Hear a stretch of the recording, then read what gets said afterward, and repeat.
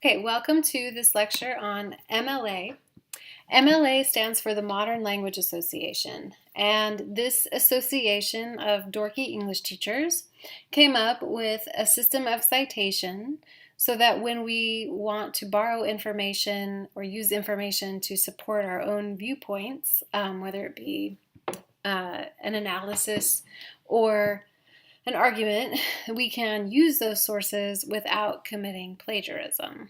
So this lecture covers some strategies for summarizing, paraphrasing, and quoting information without committing plagiarism. Okay, so summary has to do with condensing the overall information from a source. So you just present the source's general ideas in your own language. So for this first assignment related to your causal analysis, that's what you're going to do. But I would like to see you also perhaps quote, and I'm going to give you some guidelines for quoting, and you might feel it necessary to also paraphrase.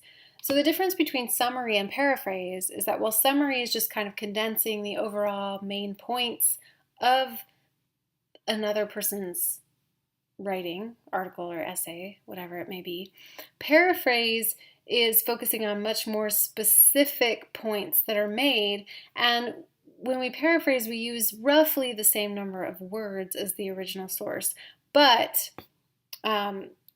we need to do some things like alter sentence structure and all of that, and I'm going to go into that in more detail.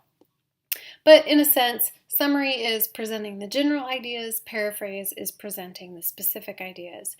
And we would quote when we want to use the source's exact language. So plagiarism occurs when we fail to include parenthetical citations for quotations and other borrowed materials. So regardless of whether we're summarizing or paraphrasing or quoting, we always need to make sure that we are attributing the information to the source from which we've taken it. So if you fail to enclose borrowed language in quotation marks, that is also considered to be plagiarism.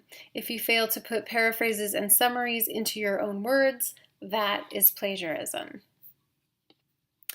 So I know this slide is kind of out of date. We're no longer using the writer's reference. Essentially, the writer's reference is identical to your rules for writers.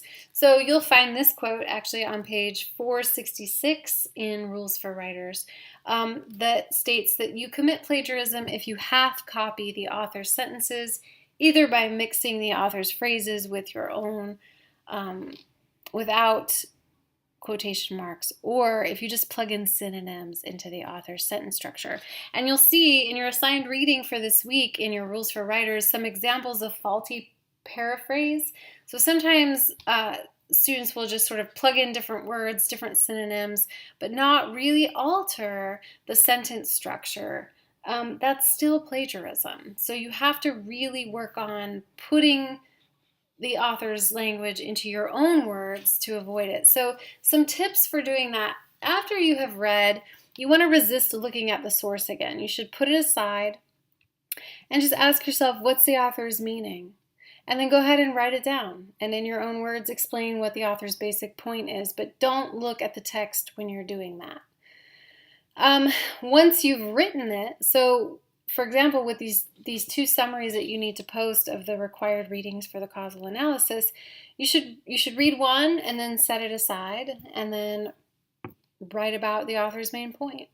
And then go back and look at that source to make sure that you didn't accidentally say something that's identical to the author's language or borrow similar sentence structure. So you can check yourself after the fact.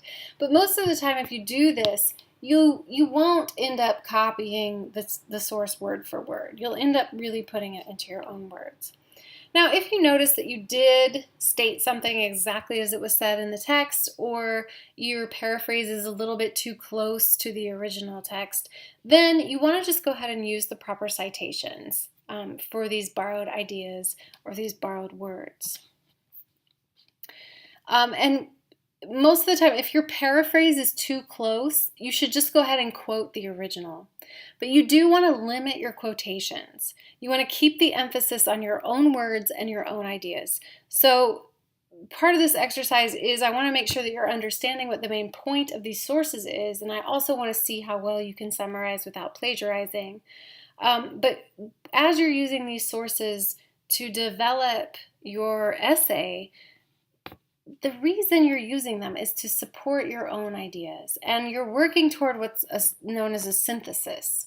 So you're going to bring together the ideas from these two sources with your own ideas to explain the effects of consumerism or the causes of financial dependency among young adults. So here on this slide, you'll see just some basic rules for when you should quote. So when language is especially vivid or expressive. So, and this kind of goes with the apt phrase. So the second one here, when exact wording is needed for technical accuracy. This is like when the author of the text says it so succinctly, so well, that you really can't say it in another way. Then you'd want to go ahead and quote it. Additionally, you would quote when it's important to let debaters of an issue know or explain their position in their own words. And that has to kind of do with the last point there where you see when the language of a source is the topic of your discussion.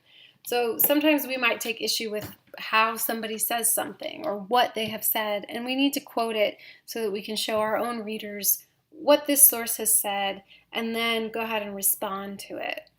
And then also when the words of an authority lend weight to an argument. So that's one of the points of using sources for this causal analysis, that these writers have already done some pretty heavy-duty research on these topics. So especially the consumerism, the negative effects of consumerism.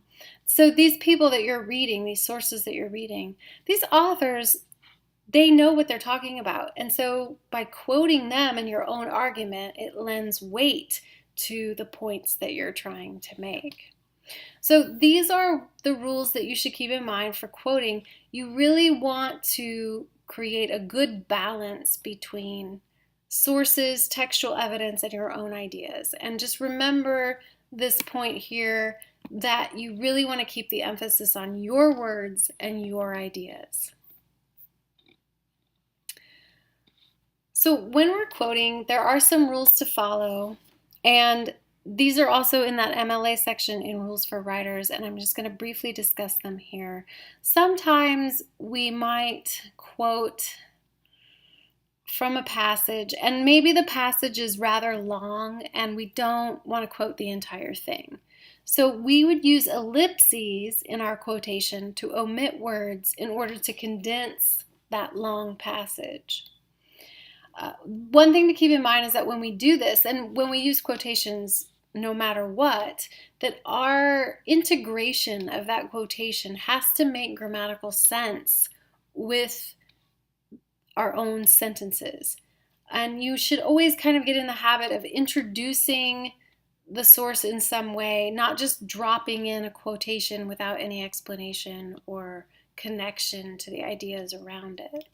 And so it might mean that you have to modify the quotation. In order for it to make grammatical sense, you might have to change some of the wording a little bit. So if you need to do that, that's when you would use brackets. And so brackets indicate to your reader, they would indicate to me, that you've inserted your own words or you've modified the original language of the quote in some way. And usually that is so that it will make grammatical sense with the rest of the sentence. So here's an example of using ellipses in order to omit some words. And you'll notice that the writer has introduced the source by saying Lane acknowledges. We can assume, because the writer has only used the last name of the author, that at some point prior to this quoted passage, the source was introduced. So the author was introduced by his or her full name, and we got the source title. So this passage then states, Lane acknowledges the legitimate reasons that many companies have for monitoring their employees' online activities, particularly management's concern about preventing the theft of information that can be downloaded to a disk, emailed to oneself, or even posted to a web page for the entire world to see. So there are a couple things to note from this example, in addition to the way that the source there, or the author, is introduced. The writer has provided this sort of synthesis between his idea and then the quotation that he's providing. And then the quotation itself, you could hear it when I read it, that it flows grammatically with the rest of the sentence that the writer has written. Now, so those ellipses, they're omitting words that are not necessary to the point that the writer is making. And then the other thing to notice is at the very end of the passage, followed by the quotation, is, in parentheses, a page number. Now, some sources might not have page numbers, but any kind of print source will have a page number, and then that page number should be included in a parenthetical citation. And I'll talk more in another lecture about parenthetical citations particularly, and especially when we're dealing with different kinds of sources like web sources that don't have page numbers and that sort of thing. But parenthetical citations are important, and I will return to that point later.